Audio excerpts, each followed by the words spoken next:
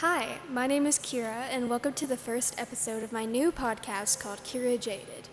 This is where I will talk about my first-hand experiences and topics that I feel are common amongst most people today. I hope to inspire you and help you step into your passion and bring light upon things that might feel a little jaded. Today I will be speaking about passionate people and why passionate people should drop their 9-to-5 jobs.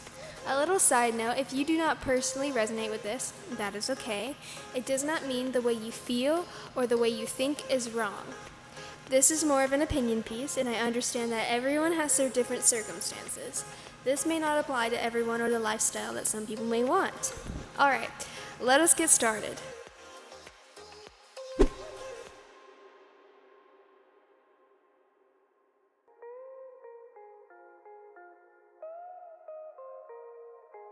From personal experience, a lot of 9-to-5 jobs are restrictive or even draining.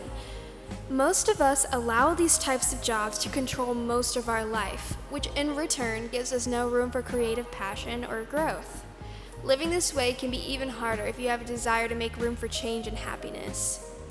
If you are unsure of what you want to do or do not like what you are doing, staying in your job may not be the thing for you. These types of environments can feel like people must change the way they feel, walk, talk, or even act. Speaking of which, this brings up a statistic that seems especially important. Did you know that 63% of workers who quit their job in 2021 said they quit because of low pay?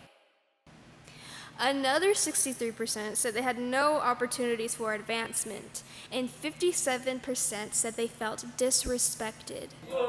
At least a third of each of these reasons had a major impact on why they quit in a February survey.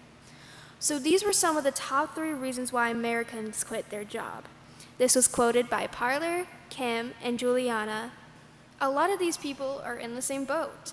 When you put all this time and energy into something that does not reflect the same energy back, it can be very exhausting.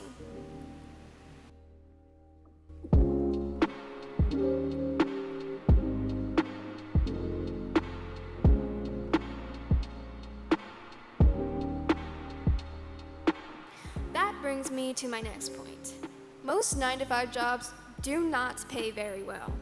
This can be unfair because most people bring in a lot of money for their corporate jobs when it could be going straight into your pocket. This is a major point that Robert talks about in his book, Rich Dad, Poor Dad.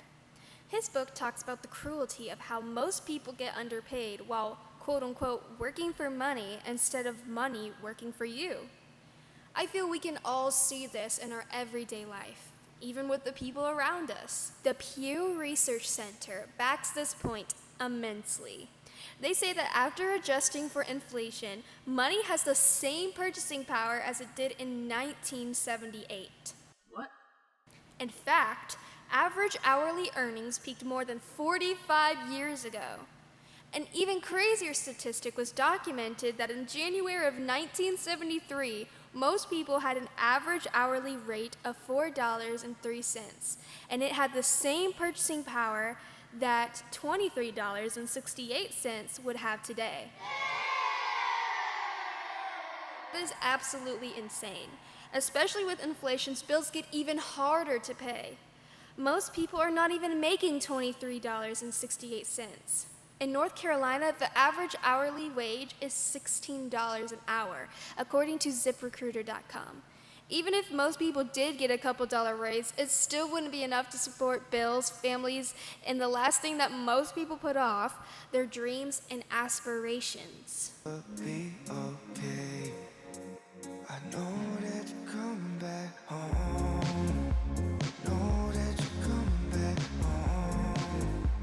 Know that you're coming back home in the morning. I know that you're coming back. If that were not enough, this next statement could be. Not all 9-to-5 jobs are stable. A quote from Harvard Business Review says, in our 2021 survey, 68% of independent workers responded to the statement, I feel more secure working independently. When they mean working independently, they mean not working a full-time corporate job. This is a huge turn from where we used to be and now. We're stepping into a more modern age where people are turning more to online jobs anyway, if they were not working independently. There are other options out there than being stuck in the place that you do not have to be. I know from personal experience that sometimes change can be frightening or not feel stable, but not every 9-to-5 job is stable. Recently, a lot of corporations have been dropping people ever since COVID. It has been hard for them to keep their employees as prices keep rising. Most people are moving towards online jobs and starting their own businesses, as most jobs in society have been moving towards the internet drastically. Here is another quote from the Pew Research Center. 6 in 10 U.S. workers say their jobs can be done from home. 59% are working from home all or most of the time. And 83% say they were working from home even before the Omicron variant started to spread in the United States. This was said by Parker, and this can be found on page 1. Jobs have already been developing. It is just us catching up to the knowledge. Jobs are just not the same anymore. Just know that there are other options out there for you than what you feel like you must be used to. 1, 2, 3, let's go!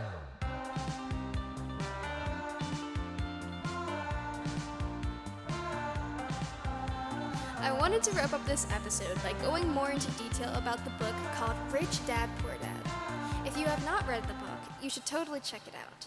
Robert and Sharon Letcher put things into a noticeably clear perspective on how most corporations operate.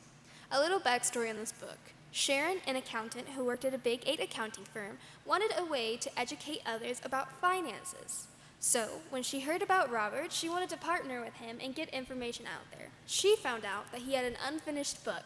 They both perfected it, and it became the #1 New York Times bestseller. A little backstory on Robert. He's a millionaire that grew up with 2 dads, one rich and the other poor. Robert documented the advice that rich parents would teach their children that most parents would not. Anyways, the quote that personally resonated with me was the fact that Robert said, "Today, the most dangerous advice you can give a child is to go to school, get good grades, and look for a secure job. That is old advice, and that is bad advice." What? Sharon follows up with, "It is bad advice because he believes that if you ever want your child to have a financially secure future, they cannot play by old rules." This is not just for children. It can apply to anyone, and I totally agree. Society, technology, and even life evolves quickly. It is time to jump on the bandwagon when it comes to acting upon the modern way of doing things.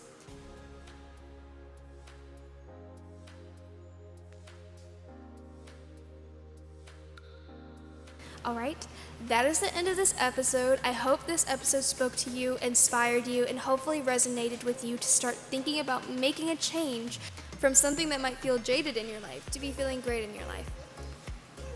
Tune into the next episode, and I hope to see you soon. Bye!